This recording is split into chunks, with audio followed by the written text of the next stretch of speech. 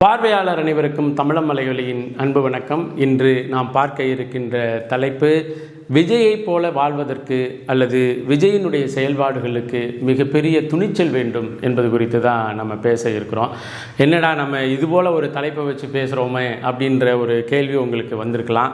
இன்றைக்கி தமிழகத்தினுடைய சட்டப்பேரவையில் அதாவது 120 அப்படிங்கிற இடத்தை தாண்டி 144 வாக்குகளை பெற்று தன்னுடைய அறுதி பெரும்பான்மையை நிரூபித்திருக்கிறது தமிழக வெற்றி கழகத்தின் தலைமையிலான ஆட்சி அதிகாரம்.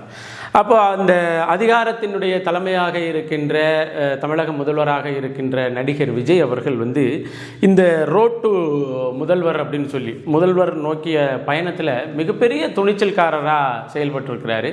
அதற்கு நம்ம சாதாரணமாக எளிய பிள்ளைகளாக இருக்கின்ற எவருக்கும் அந்த துணிச்சல் வராது. உண்மையிலேயே சிந்தனையிலும் சரி செயல்பாட்டிலையும் சரி மிகப்பெரிய குரூர சிந்தனை உள்ளவங்களுக்காக மட்டும்தான் அது போன்ற ஒரு துணிச்சல் வரும் அப்படிங்கிறது தான் நம்ம செய்தி. அப்படி என்ன குரூர சிந்தனையினால் என்ன துணிச்சல் வரும் அப்படின்னு சொன்னால், சமூகத்தை பற்றி கவலைப்படாமல், சமூகம் எதையாச்சும் பேசுமே அப்படிங்கிற கவலைப்படாமல், இன்னும் சொல்லப்போனால் பொது ஒழுக்கம் குறித்து எந்த கவலையும் படாமல், அதாவது தன்னெஞ்சறிவது பொய்யற்க பொய்த்த பின் தன்னெஞ்சே தன்னை சுடும் என்ற குரல் இருக்கு இல்லையா, அதே போல் அந்த மறை குறித்து எந்தவித மதிப்பீடும் இல்லாத ஒரு ஆளால் தான், இன்னும் சொல்லப்போனால் ஒரு சராசரி மனிதன் என்ற நிலையிலிருந்து எதற்கும் துணிந்த ஒரு நிலையில், எந்த தவறுக்கும் நம்ம சலைச்சவர்கள் இல்லை, எந்த தவறையும் நம்ம எளிதாக நார்மலைஸ் பண்ண முடியும்.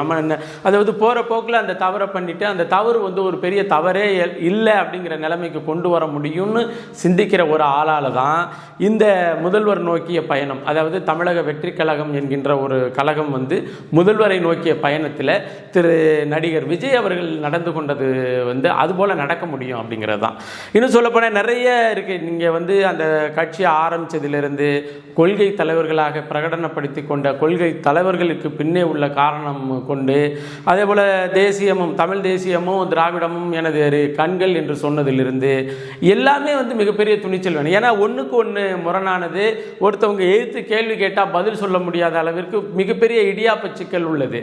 அப்போது எதிர்த்து கேள்வி கேட்டால் பதில் சொல்லக்கூடாது என்பதற்காக தான் அவர் எந்தவித செய்தியாளர்கள் சந்திப்பையும் கட்சி தொடங்கின நாளிலிருந்து சரி இப்போ தான் முதலமைச்சர் ஆகிட்டாரு, இதற்கப்புறம்னாலும் செய்தியாளர்களை சந்திப்பார் அப்படின்னு நினச்சிங்கன்னா அதுவும் இல்லை, அதுவும் வாய்ப்பில்லை ராஜா அப்படிங்கிற துணியில் தான் போகுது.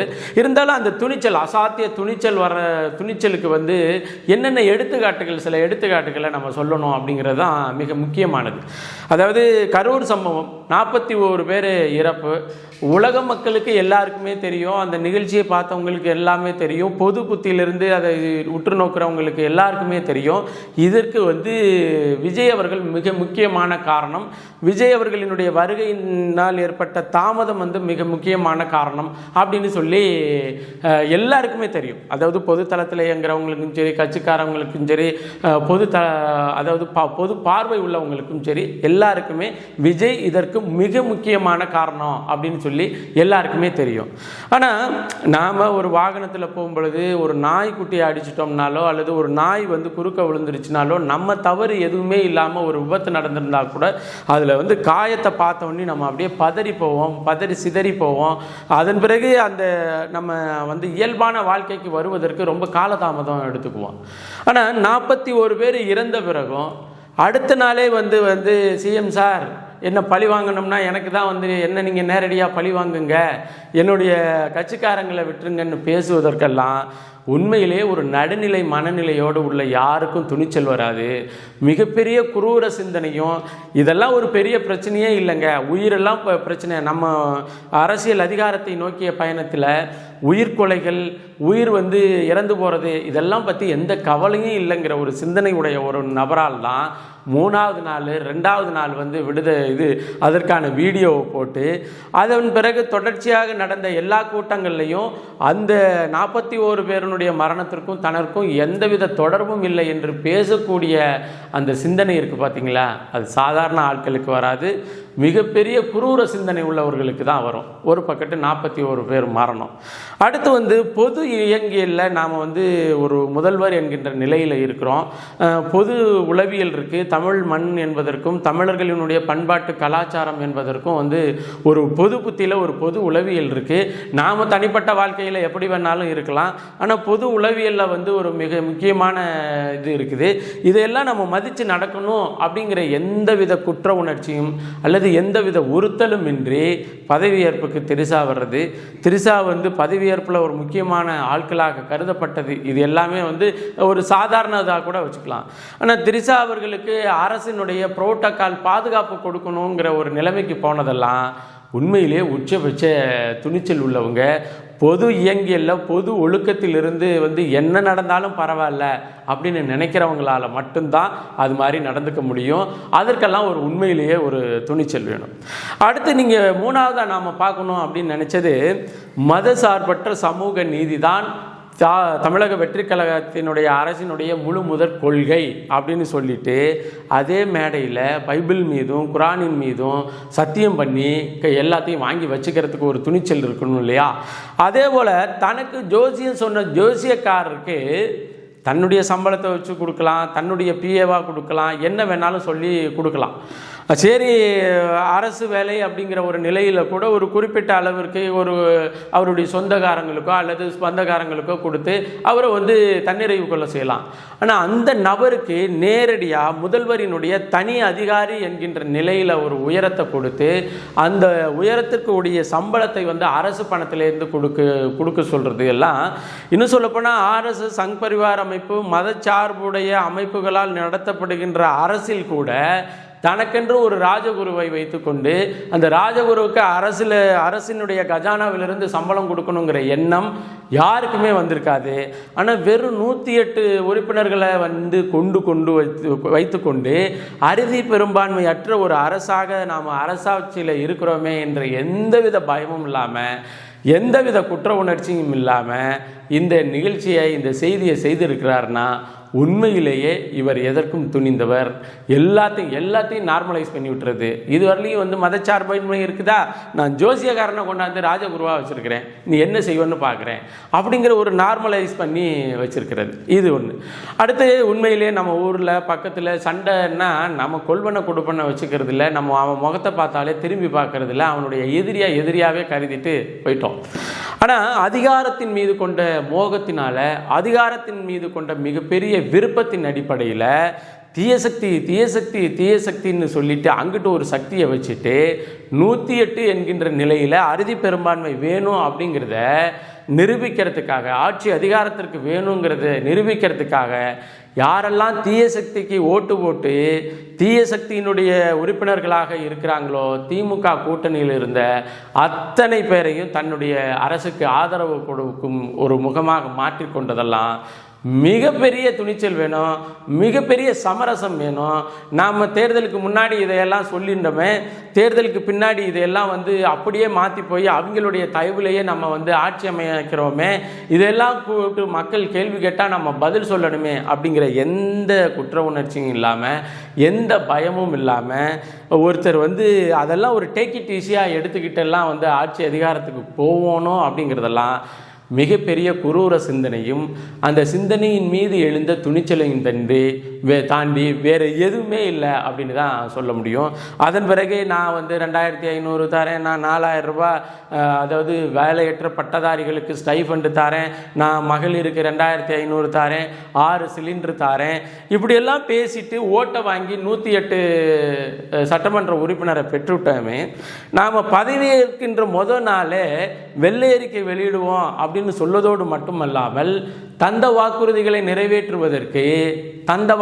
நிறைவேற்றுவதற்கு எனக்கு கொஞ்சம் கால அவகாசம் கொடுங்கன்னு பேசுறதெல்லாம் இந்த மக்கள் நம்மளை பற்றி கேள்வி கேட்பாங்களே, மக்கள் நம்மளை வந்து ஏமாற்றுக்காரன்னு நினைப்பாங்களே அப்படின்னு எந்த குற்ற உணர்ச்சியும் மற்று எந்த சிந்தனையும் மற்று பொதுப்படையாக பேசிட்டு இப்போ என்ன பண்ண சொல்லிட்டாங்க தெரியுமா? ஏற்கனவே இந்த ரூட்ஸ் மாஃபியா அப்படிங்கிற கும்பலின் மூலமாக எதெல்லாம் விஜயின் மீது அனுதாபத்தை உருவாக்குகின்ற அளவிற்கு வந்து இவங்க ஓட்டை வாங்கி ஏமாத்தினாங்களோ, இப்போ அதே மீடியாவை இறக்கி விட்டு விஜயண்ணா நீங்கள் எங்களுக்கு 6 சிலிண்டர் கொடுக்காட்டினாலும் பரவாயில்ல, எங்களுக்கு 2500 ரூபா கொடுக்காட்டினாலும் பரவாயில்ல, எங்கள் பிள்ளைங்களுக்கு 4000 ரூபா கொடுக்காட்டினாலும் பரவாயில்ல, நீங்கள் 5 வருஷம் ஆட்சியில் தொடர்ந்துருங்கண்ணா அப்படின்னு சொல்லி அங்கங்கே இருக்கிற ஆட்களை வச்சு வீடியோ போட விட்றாங்க. இதற்கெல்லாம் மிகப்பெரிய துணிச்சலும் மிகப்பெரிய குரூர சிந்தனையும் வேண்டும் அப்படிங்கிறத நீங்கள் புரிந்து கொள்ள வேண்டும்.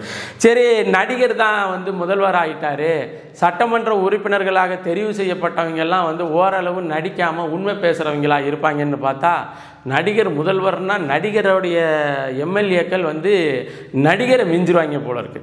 ஒருத்தன் நான் பஞ்ச பராரியாக இருக்கிறேங்க, எனக்கு செருப்புக்கு காலுக்கு செருப்பு கூட வாங்கி போடக்கூடியாத நிலைமையில் இருக்கிறேங்க, அந்த நிலையில் தளபதி எங்களுக்கு வாய்ப்பு கொடுத்துருக்கிறாரு அப்படின்னு சொல்லிட்டு நடந்தே அரசு பசத்தில் ஏறி அதை ஒரு ரீல்ஸாக எடுத்து போட்டு பரப்புனாங்க.